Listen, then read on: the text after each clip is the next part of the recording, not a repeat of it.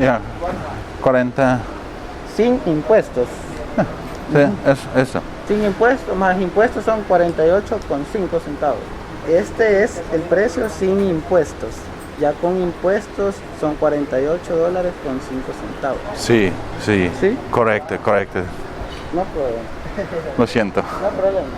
Ok, suyo. Ahí una ventanita. El Salvador, a tiny yet charming and incredibly interesting country in Central America. I fly into El Salvador International Airport around 40 minutes from the capital, San Salvador. I got there in the afternoon, so I decided to spend the first night at an airport hotel. And as you heard, I got to practice my Spanish. I decided to spend one night here, partly because I wouldn't be arriving to a big city after dark, and partly because one of my clients in my production company, Radio Guru, had asked me to do a video call early the next morning, so I wanted to be fully rested. But actually, there wasn't much to see around here, and I could have gone directly to the city. Plus, the client postponed the meeting. So bright and early the next morning, after breakfast, I got on a small, cheap chicken bus to the city and pulled out the microphone. Please bear with me, it's very noisy on the bus.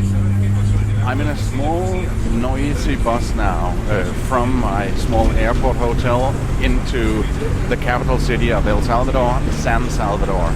I wasn't really sure I was going to go there, but I decided to do that anyway. And one of the reasons I was not sure is this is a country with so much beautiful nature, and that's what I'm mainly here to see. And then also, some people say that El Salvador isn't a safe place to be, and especially the capital. But now I'm going, and I found out that there's a lot to see there. Many museums and old town, and it should be very interesting. And I'm glad I made that decision. And buses are probably a way that I'm going to move around this country. They are very convenient and very cheap. This one is a 50-minute bus ride, and it's 61 cents to go into the city. So that's where I'm going now, and it's still very noisy, but hopefully I will love San Salvador.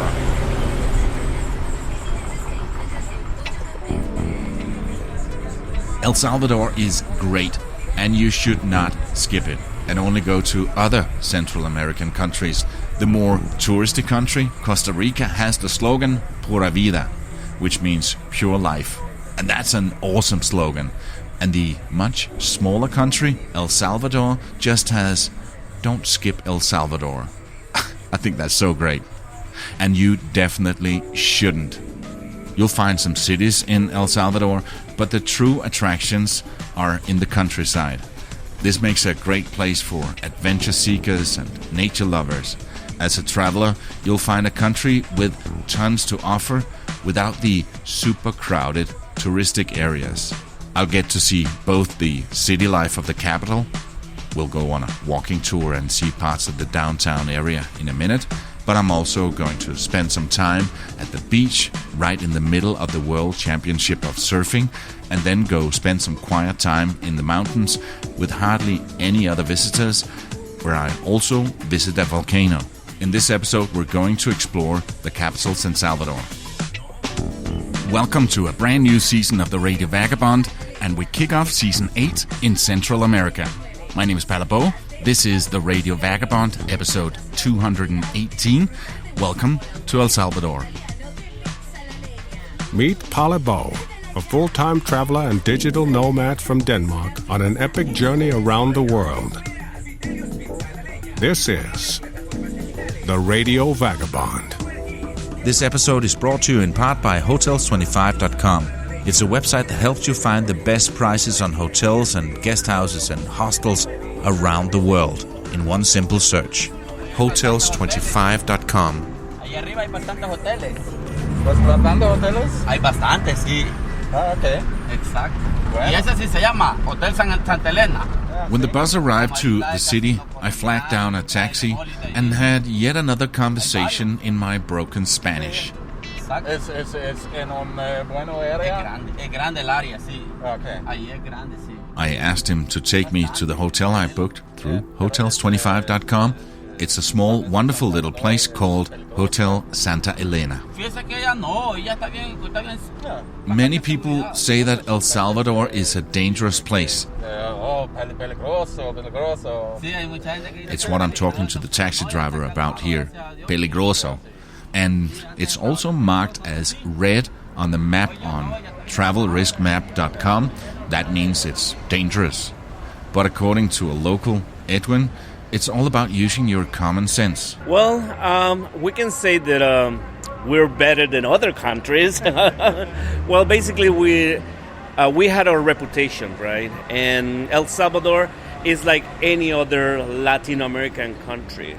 When you say that, Edwin, do I have to be careful to go El Salvador? I will say, you don't have to be careful. You have to have common sense like everywhere else. Even in Europe, you have to have common sense, right?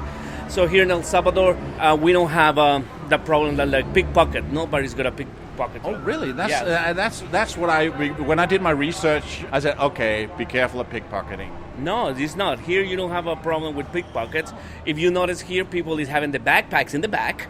It's not like people is carrying the bags in the front because worried to have the stuff still. No, we don't have that problem. But you have to be like use the common sense like every other country. Yeah. And don't walk down a dark alley in the middle of the night. That's right. You don't walk in that alley. If you see that alley is nobody, just go to the next alley where everybody is, right? That's how it is. Edwin E. Carrillo is the operation manager at EC Tours El Salvador, a tour company he started that offers walking tours of San Salvador, volcano tours, hikes, and much more. I got to meet him the next day when I did a walking tour with one of his guides, Estefany Hernandez. So the indigo comes from this plant that in Spanish is called añil. As I'm sure you know, if you've listened to the Radio Vagabond before, I love going on these free walking tours when I get to a new city. It's a great way to get a 2 to 3 hour overview and maybe bookmark some places you want to go back and see more of. Through a quick Google search, I found this company and showed up the next day. After the tour, I got a chance to speak to both Estefany and Edwin on the third floor of a parking garage overlooking Plaza Morazan and the big, beautiful building holding the National Theater. I'm here with Edwin and Estefany from EC Tours, and it's EC Tours. And Estefany, we just did a walking tour, a so-called free walking tour of the city. Thank you so much. Oh, you're very welcome. I'm very glad that you had a chance to join. Yeah, and I was very glad to show you the highlights of downtown San Salvador. It was very, very interesting. Edwin, did you start the company, or what's it like? Yes, I started the company. The company started around 6 years ago. Well, right now we're in downtown San Salvador, and my house is 7 blocks north from the city, and this is how it started. I had an Airbnb, and the people just started to come to San Salvador only for one night and then leave. So I decided just to offer a deal offering if you stay like 2 nights or more, I give a free walking tour, and that's how we started with a free walking tour, and now. We are being recognized for many people. We're one of the best tour operators in El Salvador right now. Were you also one of the first that did free walking tours? Basically, we're the first one in Central America. Not only here, but in Central America, here in El Salvador as well. And I think right now in El Salvador we're the only one, right? And in Central America there's a few more now. For example, in León, Nicaragua. There is one, and they opened that free walking tour under my advice. So I helped them to do it, right? When we started with this tour, we didn't know that the free walking tour is a concept all over the world, right? So I just did it, and now I know that it's everywhere. So you weren't inspired from the rest of the world? You just no, it's just, you thought it was your idea. Yeah, I thought it was my idea, but it helped because now the people started to stay longer in my house. And then they started to book other tours, like to go to the volcano of Santana, to do Ruta de las Flores, to go to the archaeological site. So it works. And now we're in TripAdvisor, we're the number 1 of 48 tour operator companies Yeah, we're good. I guess we're good. And it's something I've mentioned so many times on this podcast. It's one of the first things normally whenever I can, I do a free walking tour because it gives me a good sense of the city. El Salvador is called the Land of Volcanoes and lies in the Pacific Ring of Fire, one of the areas with the most seismic and volcanic activity on the planet. 1,500 years ago. In El Salvador, we do have plenty volcanoes. A few of them are active nowadays. Do you have an idea or give me a number? How many volcanoes do you think there is in total in El Salvador? Give me a number. Guess. Cientos. Let's see. I don't know, 40. 30 to 40. I have no idea. In El Salvador, there is in total 170 volcanoes. Wow. Good guess. Wow. Good guess. We're closer. Out of which nowadays there is 6 active volcanoes. So San Salvador has, according to Estefani, 170 volcanoes and quite a few active ones. The Chaparistiki volcano, I probably butchered that name, is currently one of the most active ones, with 26 eruptions in the last 500 years. In a 1976 eruption, lava gushed from the volcano and it shook violently in 2010. And the history of volcanoes played a big role in the way that the city was built. So the capital, San Salvador City, is a valley. The city itself was built on top of at least 20 meters of ash. The big reason of why in El Salvador there's no skyscrapers, there's no subways, our cables, the electricity cables are everywhere, is because we are not able to build anything underground because the ground is not stable. Right. The nickname of San Salvador, the capital itself, is in Spanish, El Valle de las Hamacas, the Hammocks Valley. Why? Because we're constantly rocking. So if you feel that the ground is moving later today, don't get scared. It's just another day in El Salvador. In El Salvador, we do register tremors almost every day and earthquakes at least once or twice a month. Just about less than 2 weeks ago. You mentioned something that was really interesting in the beginning, that the reason for there being no skyscrapers here in San Salvador is because of the ground and the volcanoes? That's right. So earlier I mentioned on the tour that San Salvador City, basically this valley was built on top of meters of ash, at least 20 meters of ash. So underneath, nothing is stable, right? The big reason why there's no skyscrapers, we don't have subways, the electricity cables are all over is because of that. If we build something underneath, an earthquake can come anytime and devastate everything underneath, so we just keep it up. That's the main reason. Travel is possible at any age. Your sense of adventure is just over the horizon. So, reach out and grab it. This is the Radio Vagabond. Gotta keep moving. And now, facts about where we are. El Salvador is the smallest country in Central America. It has an area of just over 21,000 square kilometers, which is about the same size as Wales and slightly smaller than the state of Massachusetts. With a population of almost 7 million people, El Salvador is the most densely populated country, not only in Central America, but all of the Americas. It's the only country in Central America without a Caribbean coastline. The El Salvador weather is tropical. The rainy season is from May to October, and the dry season is from November to April. The national dish is the famous pupusa. A pupusa is a thick corn tortilla stuffed with a savory filling like cheese, refried beans, different meats like pressed pork or chicken, or a combination of them all. More about that later. The currency in El Salvador is the US dollar. But when I was there in June and July 2021, the progressive young Salvadorian president Bukele experimented in making Bitcoin an official national currency alongside the US dollar.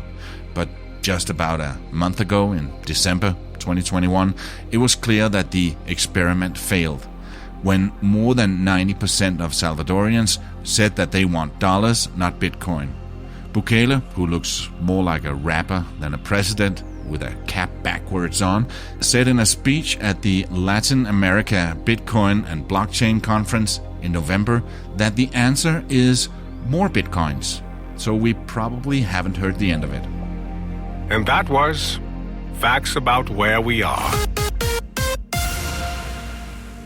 From the late 19th to the mid-20th century, El Salvador has endured chronic political and economic instability characterized by coups, revolts, and a succession of authoritarian rulers. It culminated in the Salvadorian Civil War from 1979 to 1992, fought between the military-led government, backed by the United States, and a coalition of left-wing guerrilla groups. The conflict ended in 1992. There is a lot of history about it, right? So it's we don't need. Well, if we start to talk about from the beginning, we got to start to talking about our independence, like 200 years ago, right? And even we have a part of the history early in the 1930s, right? That we have some situation, but in the time when it became very difficult in El Salvador, it was in the 70s, to be more specific. In 1972, we were part of the Cold War, right? So you all know that what happened with all these socialist countries and the United States as well, right? So here in El Salvador, it was this revolution, and it took around 20 years that a lot of people got killed, and it was quite dangerous to live, especially like at the north side of the country, because the civil war, right? The military fighting with the guerrillas. But finally, in 1992, we signed our peace, right? And since then, we're a country that is democracy, right? And we're in that part, we're fine. Have you ever wondered what the places in this podcast actually look like? I have. So, I started following the Radio Vagabond on Instagram, simply by searching Radio Vagabond. I've got an email from Peter Schönster, listening in Jordan. He writes, I'm missing your podcasts. They are fresh, honest, interesting, and informative. I would like one every day, smiley face. I like the facts about where we are. I like that you talk to the local people.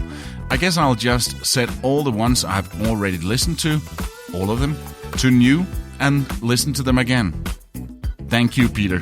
It's so nice to hear from you and know that I have listeners in Jordan. And wow, you've listened to them all? That's impressive. So I hope that you're happy that I'm now back from my break and I've got so much to share in the future. You can also send a few lines to Palabo and get featured on the show. Tell him where you are and what you're doing right now as you're listening to these words. Just click on Contact on theradiovagabond.com and fill out the form. I quickly found out that Salvadorians are extremely friendly, warm, and welcoming. And when I asked Estefany what makes El Salvador unique, she said the same thing. I believe what makes El Salvador unique is the people. The people, actually, what you hear the most about El Salvador is that we have the most welcoming people around Central America. Anywhere you're at, there's always a Salvadorian trying to help you out, even though they don't speak English or they try to speak their broken English to you. They will try to figure out how to help you. And I think that's a big thing in El Salvador. Salvadorians themselves, ourselves, very welcoming. That's what identifies the country.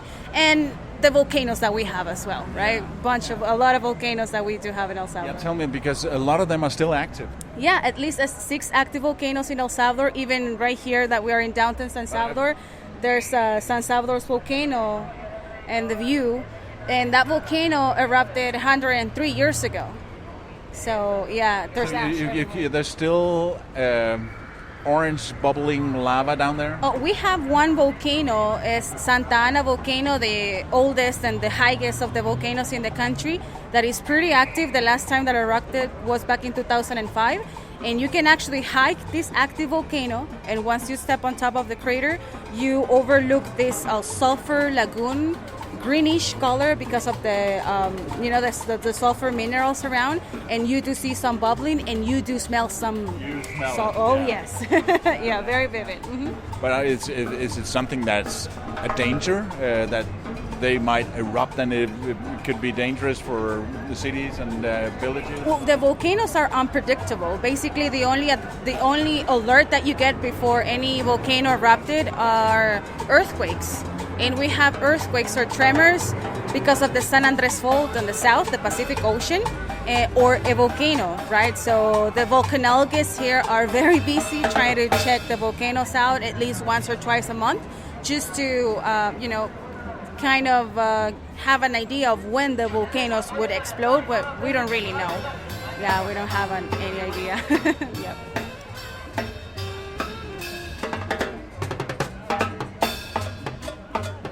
On the tour, we also passed a hospital, a big building that was built more than 100 years ago in Belgium, of all places. Then it was taken apart to be sent and rebuilt here in San Salvador. But something went wrong when they told the ship where to take it. Here's Estefany with the story. Yeah, so basically back in the 1900s, early 1900s, El Salvador had so much money that we basically were bringing materials and buildings from other countries. For example, this hospital that you mentioned, Hospital Rosales, what brought all the way from Belgium, right? The pressed metal that Belgium was... So wait. The hospital was built in Belgium and then shipped here. Basically, yeah, piece by piece. In Belgium, they said... We're talking 1902. 1902. Yeah, so a long time ago. A long time ago, that's right. And so in Belgium, they said, send this hospital to Salvador, just like that.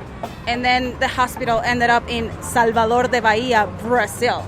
In Brazil. In Brazil, yeah. And it was supposed to be in El Salvador, Central America, but yeah, it took some time for it to arrive. I bet somebody in logistic was fired there. Definitely, I believe, yeah. Definitely that person. And you got to remember, this was before the Panama Canal, so it had to go all the way around. That's true, yeah. It was more work for the people. And I believe the company that created this pressed metal went bankruptcy because of that, didn't it? Yeah, it went bankruptcy. Can you imagine? What a mistake. So, yeah. Now we are in front of Basílica del Sagrado Corazón de Jesús, the Sacred Heart of Jesus Basilica. This basilica is known to be the youngest being built in San Salvador from 1913. Again, as crazy as it sounds, this basilica was not originally built in El Salvador. The Basilica of the Sacred Heart of Jesus was also brought from Belgium. Really? To El Salvador. But no worries, this one didn't go to Brazil. This one came straight to El Salvador. That is insane. Well, the money, the coffee money, what the money can do.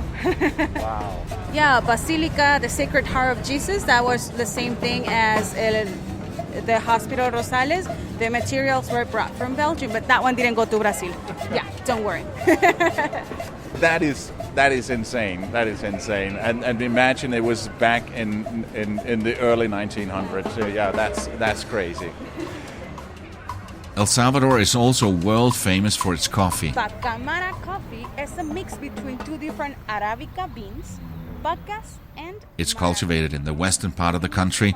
Despite its small size, El Salvador was once the fourth largest coffee producer in the world. We finished up by getting some great coffee. Yes. And I just came from Colombia, I just came from Panama, I just came from Costa Rica, and they all brag that they have the best coffee in the world. Salvadorians, we do have the best coffee in the world, let me tell you.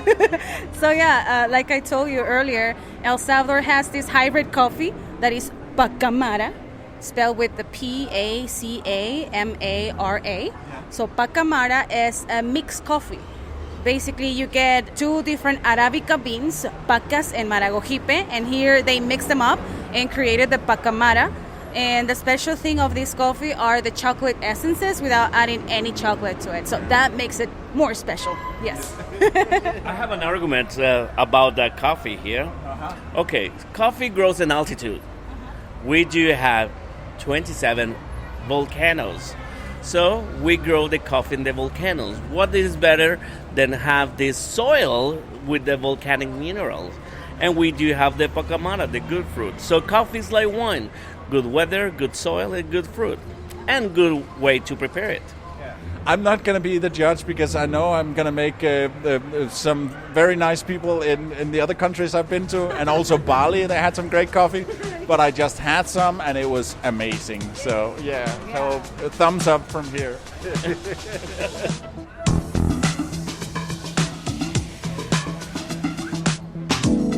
The Radio Vagabond. Gotta keep moving.